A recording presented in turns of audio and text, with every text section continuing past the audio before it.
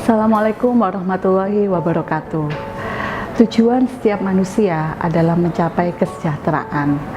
Saat ini, sejahtera masih dimaknai dalam perspektif yang berbeda-beda.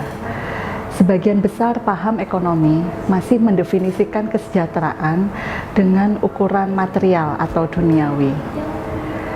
Lalu, bagaimana ekonomi Islam memandang mengenai konsep kesejahteraan itu sendiri? Kesejahteraan memiliki konsep yang secara filosofis berbeda dengan makna ekonomi pada umumnya. Seorang dikatakan sejahtera ialah ketika kebutuhan dasar atau ad-daruriyahnya terpenuhi. Menurut Imam Asy-Syatibi dan Al-Ghazali menyebutkan bahwasanya kebutuhan dasar mencakup 5 elemen atau 5 dimensi.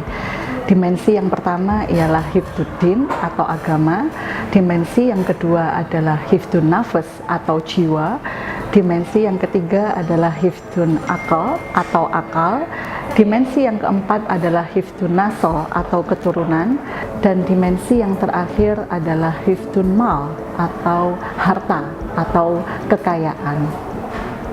Tentu saja di sini kesejahteraan dalam ekonomi Islam secara filosofis berbeda dengan makna kesejahteraan ekonomi pada umumnya. Bagaimana cara mengukur kesejahteraan dalam Islam? Tentu saja ukuran yang digunakan saat ini masih sangat bervariatif. Mereka yang memenuhi batas minimum harta yang wajib dizakati atau kita sebut nisab adalah dikatakan muzaki atau mereka yang wajib membayar zakat. Mereka yang sudah dikategorikan dengan muzaki bisa disebut sebagai mereka adalah golongan yang sejahtera dalam ekonomi Islam.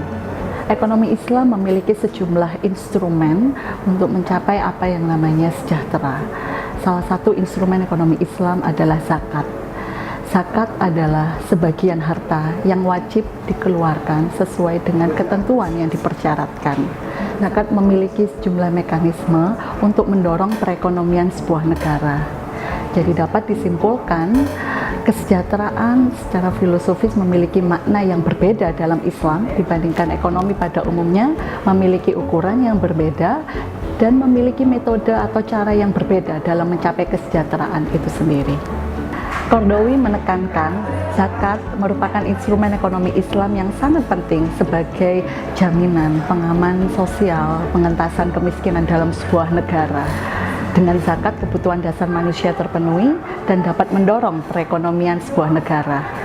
Saya, Tika Widyastuti, dosen Departemen Ekonomi Syariah, Fakultas Ekonomi dan Bisnis, Universitas Airlangga. Wassalamualaikum warahmatullahi wabarakatuh.